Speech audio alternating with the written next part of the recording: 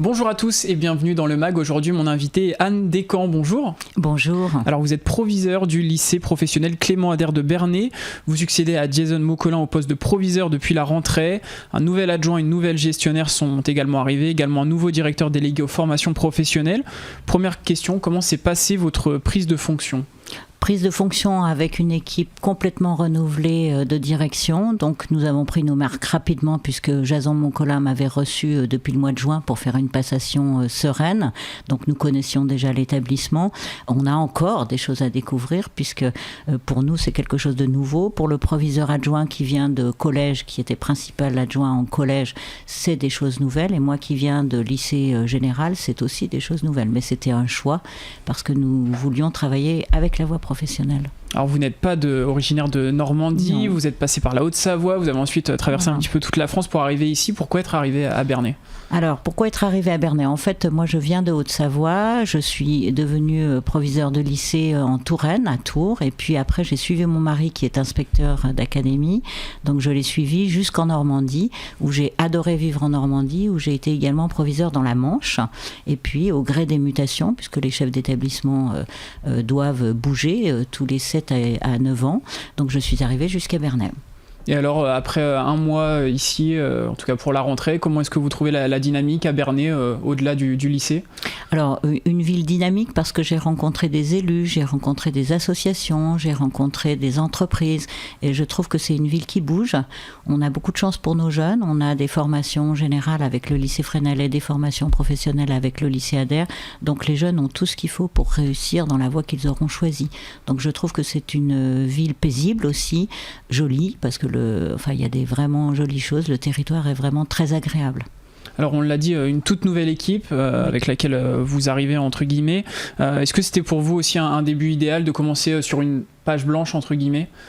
Alors je ne sais pas si c'est idéal, c'est périlleux, mais c'est passionnant, parce qu'on reprend ce qui a déjà été fait dans la continuité, parce que M. Maucolin et son équipe ont beaucoup fait autour de l'attractivité du lycée et de tous les projets, donc on va continuer ceci, et puis un regard neuf, ça permet aussi d'enclencher d'autres choses. C'est quoi justement votre regard ? Alors mon regard, c'est que c'est un lycée avec des personnels, que ce soit des agents administratifs, une vie scolaire avec des assistants d'éducation et des conseillers principaux d'éducation et des professeurs très engagés. Moi, c'est ce que je vois depuis le début. La force de l'établissement, c'est l'engagement des personnels. Vraiment. Et puis, la palette de formation, puisqu'on a des filières industrielles, des filières commerciales, donc du tertiaire, et puis des filières hôtellerie-restauration. Donc, on a un panel d'enseignement qui permet de faire des choses assez extraordinaires pour les jeunes. C'est important de pouvoir compter sur le personnel. Au niveau des effectifs, quels sont-ils pour cette rentrée 2021 ? On est au complet, on a 500 élèves, donc le lycée est complet. On a accueilli très récemment des jeunes qui étaient sans solution d'orientation par la mission locale de décrochage scolaire, de lutte contre le décrochage scolaire, ce qui nous permet d'accueillir sur les quelques places vacantes ces jeunes qui vont aussi trouver leur voie en essayant plusieurs filières avant de se déterminer pour une filière définitive. Les formations proposées sont très variées. Il y a notamment le dispositif Ulysse au service de la construction du parcours visant l'intégration de jeunes élèves en difficulté. Actuellement, 15 élèves prennent part à ce dispositif. Est-ce que vous pouvez nous présenter les objectifs ? Oui, alors les objectifs de ce dispositif, c'est la loi de 2005. C'est la loi sur l'intégration des enfants à besoins particuliers ou en situation de handicap dans les établissements scolaires. Donc les élèves ne constituent pas une classe, ils sont dans les classes, mais ils sont accompagnés par des auxiliaires, des AESH, donc auxiliaires auprès des élèves pour les accompagner, les aider dans les apprentissages. Donc ils sont avec les élèves dans les classes et les élèves bénéficient d'un accompagnement à l'extérieur des classes renforcé. On refait les devoirs, on reprogramme les choses avec eux pour qu'ils puissent suivre une scolarité accompagnée et aller jusqu'au bout de leur diplôme.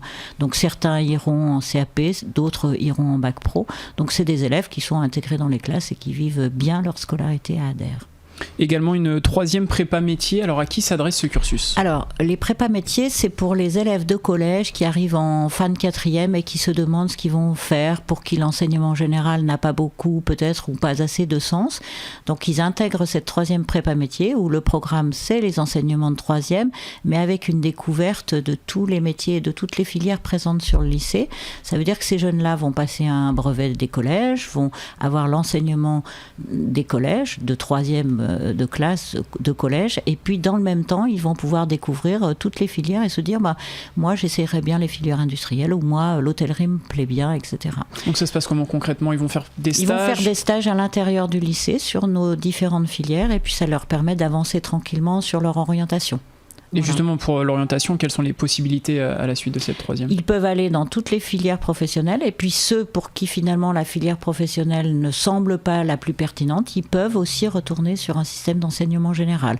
Alors, globalement, très peu retournent vers l'enseignement général, parce que c'était des jeunes qui avaient besoin de plus bouger, de moins être derrière des bureaux à faire de l'enseignement académique. Donc, ils se sentent plutôt bien dans les filières, dans les pratiques plus professionnelles, plus proches du concret. Donc, en général, ils restent sur des filières pro, pas forcément chez nous, puisqu'ils ont un travail sur l'orientation qui leur permet aussi de choisir d'autres lycées professionnels avec d'autres filières. Alors au niveau de la reprise, après un mois environ, quelle est l'ambiance générale ? Est-ce que vous pouvez nous dire un mot également sur les règles sanitaires au sein du lycée ? Alors l'ambiance générale est sereine. Les élèves sont contents de revenir à plein temps. Parce qu'ils ont eu 18 mois quand même très complexes pour eux, donc ils sont contents de retrouver leurs camarades, mais aussi leurs professeurs, et puis un cadre plus régulier pour eux dans les apprentissages. Pour les règles sanitaires, c'est des jeunes qui ont été vraiment sensibilisés longtemps sur les temps de confinement, puis sur les temps de scolarisation avec des règles très strictes. Donc ils ont l'habitude de porter leur masque, ils le portent tout le temps aux abords de l'établissement, dans les cours. Ils font très attention, on a mis en place des gestes barrières, et puis le rectorat nous a envoyé une aide supplémentaire, un médiateur Covid entre guillemets, qui permet aux élèves qui permet de remettre en route la sensibilisation à je ne jette pas mon masque par terre, je porte mon masque, je me désinfecte les mains en rentrant dans les salles.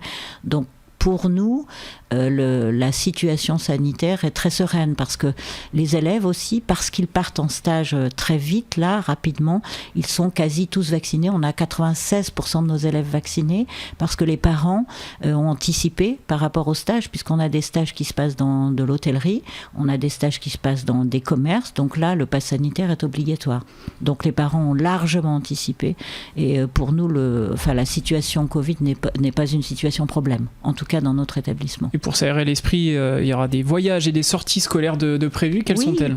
Donc on reprend tous les projets en cours, des voyages proches sur le territoire normand, et puis des voyages à l'étranger, puisque nos programmes Erasmus qui sont très présents dans l'établissement reprennent.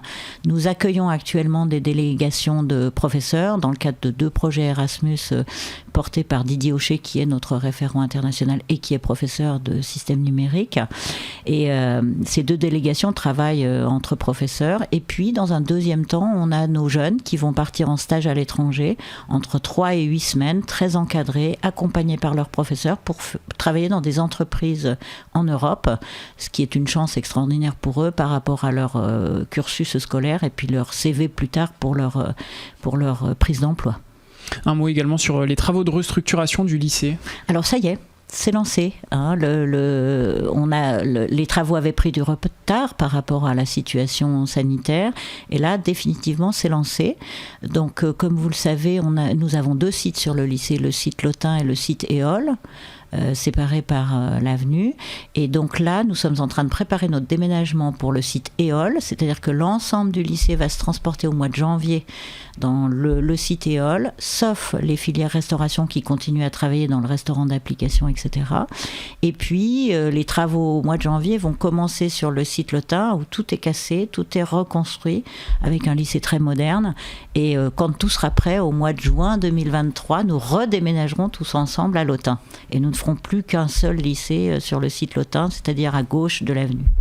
Et pour finir, une nouvelle formation en BTS va voir le jour, ça sera pour la rentrée 2022, est-ce que vous pouvez nous en dire un petit peu plus ? Oui, alors donc rentrée de septembre 2022, c'est un BTS qui poursuit la filière système du numérique, et c'est un BTS qui s'appelle, alors attendez, je vais retrouver le nom, technico-commercial, recherche de solutions techniques. Donc c'est à la fois tourné autour du commerce, c'est des commerciaux, mais c'est des technico-commerciaux, c'est-à-dire que c'est des jeunes qui vont travailler autour des systèmes numériques et proposer des solutions aux entreprises autour des systèmes numériques. Merci de nous avoir présenté ce nouveau projet. Merci à vous, Anne Descans, d'avoir participé à l'émission. Merci beaucoup de m'avoir reçu. Et à très bientôt sur Sensation. Je rappelle que vous êtes proviseur au lycée professionnel Clément Ader. Et sachez que vous pouvez également retrouver cette émission sur notre site et application Radio Sensation.